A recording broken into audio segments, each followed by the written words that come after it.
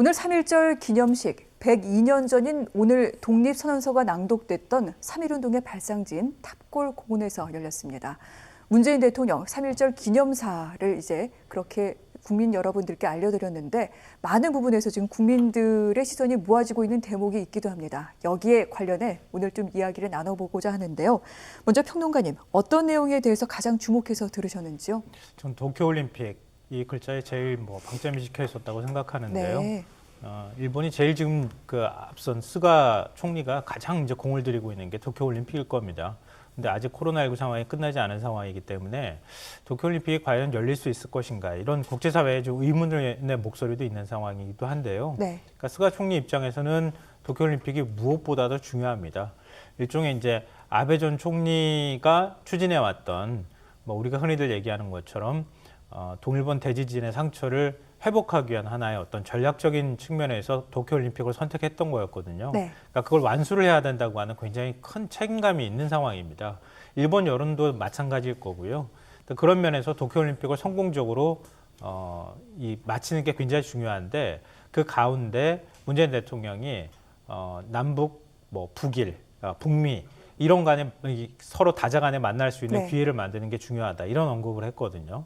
그러니까 도쿄올림픽을 통해서 특히 그 이전에 아베 총리 때부터 계속 추진해왔던 납치 문제라든가 일본인 납치 문제를 굉장히 좀 중요하게 생각해왔기 때문에 그런 문제를 해결할 수 있는 어떤 계기를 삼는다거나 이런 이제 계기성에 관한 부분에 있어서 제안을 했다.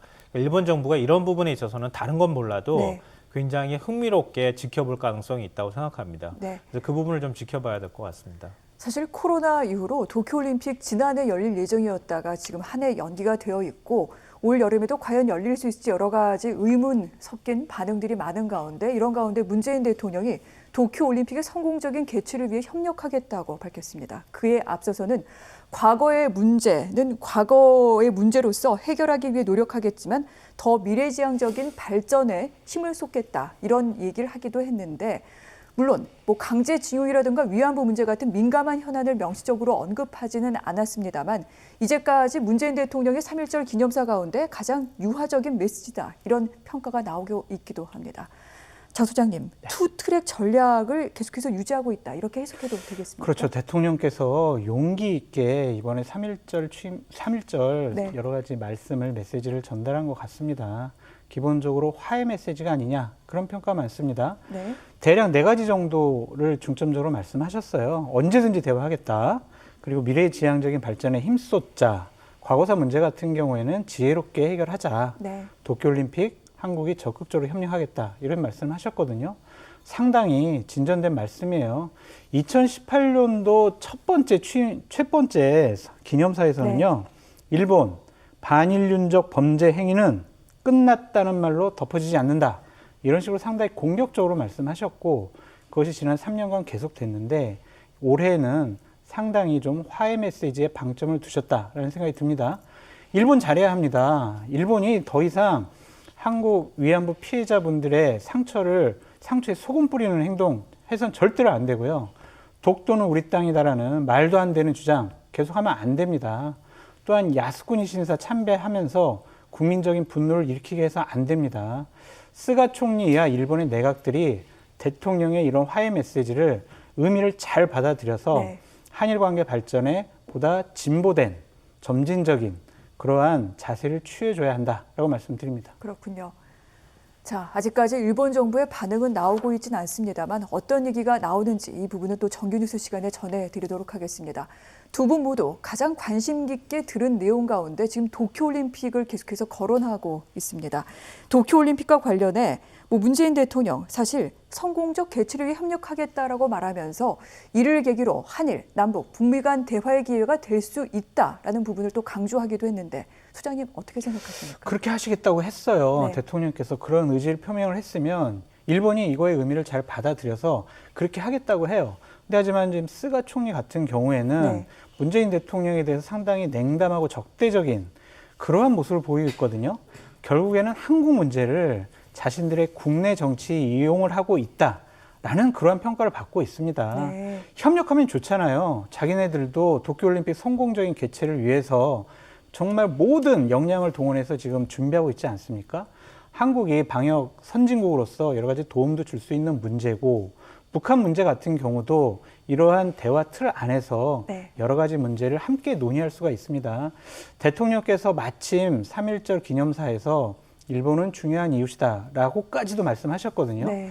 이러한 의미를 일본이 잘 받아들이고 정말 한국에 대해서 더 이상 국내 정치 이용하는 그런 한일 관계를 만들지 않았으면 좋겠다라는 생각이 듭니다. 그렇군요. 우리가 이 부분은 좀 유념해서 살펴봐야 하는데요. 그러니까 일본 전문가들의 경우에 국내 이제 전문가들요, 한일 관계에 대해서 굉장히 회의적인 전망을 많이 내놓습니다. 보통의 네. 경우에는. 왜냐하면 일본이 90년대 후반부터 우경화 움직임을 보이기 시작했거든요. 그러니까 일본에 있는 주요 이제 정치인들이 일본회의라고 하는 극우주의 모임에 참석하고 있다. 그리고 천황제 부활을 꿈꾼다. 이런 얘기는 아마 들어보셨을 것 같고요. 그 다음부터 90년대부터 교과서 왜곡하기 시작하고, 그 다음에 일본 역사를 다시 쓰려고 노력한다거나, 일본이 군국주의화 한다고 얘기할 정도로 군사 무장을 할 수 있는 국가로 만든다거나, 평화헌법을 개정한다거나, 이런 움직임이 계속 이루어져 왔거든요. 근데 이런 상황 속에서 한국과의 관계를 해소하기 위해서는 일종의 일본이 다시 한번 과거사 문제에 대해서 사죄하는 모습을 보여야 한다는 거죠. 그러니까 그렇게 하려고 하지 않을 거라는 겁니다. 그러니까 그런 움직임이 너무 오랜 동안 지속되어 왔던 측면이 있기 때문에 하루아침에 그걸 뒤집을 수 없다. 그게 이제 한일 관계에 있어서 객관적인 요인이 될 것 같고요. 우리 같은 경우에도 사실은 98년도에 김대중 오부치 선언 이후에 한일 관계가 한때 굉장히 좋았고요. 이건 일본에서도 그렇게 평가하고 있는 상황입니다. 근데 그 이후에 여러 간의 일본과 문제를 해결한다고 하지만 그게 오히려 더 갈등을 만들어 온 측면이 있거든요. 한일 이른바 위안부 합의라고 하는 그 합의의 경우에도 최종적 불가역적 합의라고 하는 그런 꼬리표를 달아놓음으로써 피해자 중심주의에서 일탈하고 그 다음에 해결하기 어려운 방향으로 우리가 계속 흘러왔던 것도 사실이거든요. 네. 그러니까 이걸 다시 어떻게 원래 상태로 되돌릴 수 있을 것이냐. 그러니까 좀 더 발전적인 미래지향적인 한일 관계로 만들 수 있을 것이냐. 이것도 한국 정치권 입장에서 굉장히 부담스러운 측면인 겁니다. 그러니까 이게 두 가지가 맞아떨어져야 하는데 이게 참 쉽지가 않다는 겁니다. 그러니까 결국은 서로 간의 필요성이 있어야 한다는 건데 그 필요성이라고 하는 게 결국 미래지향적 관계라고 하는 게 가장 큰 필요성이 될 수밖에 없거든요. 그러니까 그 관계에서 지금 이제 바이든 미국 행정부 출범한 그 영향도 일부 있을 것 같고요. 그리고 북일 관계를 일본에서도 굉장히 회복하기를 원하고 있단 말이에요. 그러니까 그런 관계를 그럼 어떻게 회복해 나갈 것이냐. 이런 것들이 같이 맞물려 떨어져야 되는 것이지 우리 혼자서 노력한다고 될 문제는 또 아닌 것 같아요. 그래서 참 이게 풀기 어려운 문제인데 일단은 과거사 문제는 문제라 하더라도 미래지향적 관계에 있어서 일본과 대화할 의지가 있다고 하는 걸 천명하는 것은 굉장히 중요한 의미가 있다고 보고요. 이걸 바이든 대통령도 지켜볼 거라고 저는 보거든요.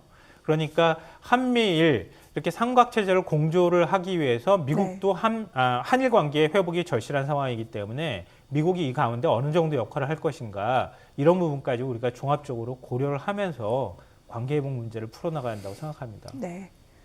자, 사실 바이든 행정부 같은 경우에는 우리 문재인 대통령과의 통화에서도 그랬고요. 스가 총리와의 이 통화에서도 그렇고 바이든 대통령이 이 한일 관계에 있어서 좀 유화적으로 가야 된다라는 부분에 대해서 강조하기도 했습니다. 이후 어떻게 또 전개가 되어 나갈지 이 부분 눈여겨봐야 되는데 한 가지 그런데 궁금한 내용이 있습니다. 그 램지어 교수, 다들 아시죠? 하버드대 램지어 교수가 일본군 위안부를 매춘부라고 논문에서 주장을 했고 이에 대해 상당히 국제적인 비판이 거세지고 있습니다. 노벨상 수상자들이 비판 성명까지 발표를 했고 미국 내 한인들은 이 램지어 교수를 후원하고 있는 미쓰비시에 대한 불매 운동에 나서기도 했는데 그런데 우리 언론도 연일 이 뉴스를 다루고 있습니다만 우리 정부에서는 별다른 조치가 취해지는 것 같진 않습니다. 이 부분에 대해서 뭔가 해야 되지 않느냐 이런 얘기 나오고 있는데 이건 어떻게 봐야 됩니까? 전 정부가 개입할 수 있는 영역은 좀 아닌 것 같아요. 그러니까 한 학자가 낸 논문이에요. 그 논문 자체가 지금 엄청나게 비판에 직면해 있는 상황이고요. 그 학자가 이른바 게임 이론을 통해서 법학자인데도 불구하고 경제학 이론을 갖고 와서 그 위안부 문제에 있어서 왜곡된 역사적 사실만 추려서 논문을 발표했다 이런 비판들이 국제사회에서 일고 있거든요.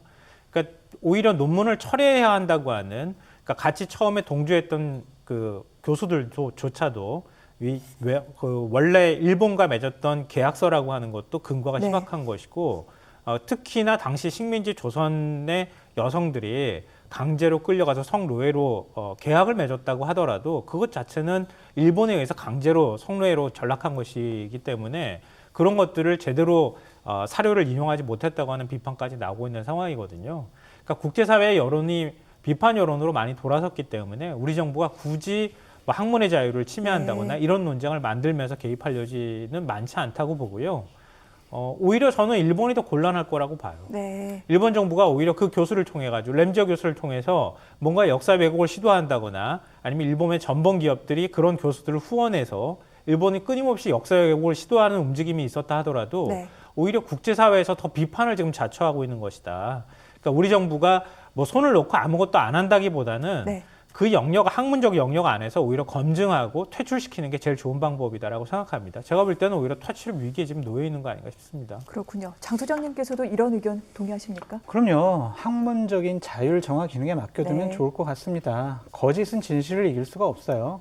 지금 각종 언론 보도를 보면 램지어 교수가 거짓 논문을 썼다라는 평가를 많이 받고 있고 하버드대 교수들조차도 이런 논문 잘못됐다라고 많은 평가를 하고 있습니다. 정부가 굳이 나서지 않아도 될 것 같다라는 생각이 듭니다. 알겠습니다. 자, 오늘 3.1절 기념사를 통해 문재인 대통령 일본에 손을 내밀었습니다. 여러 가지 상황 속에서 또 일본 정부가 앞으로 어떻게 나올지 이 부분이 큰 변수가 될 것 같은데 계속해서 이 이후의 추이도 지켜보도록 하겠습니다.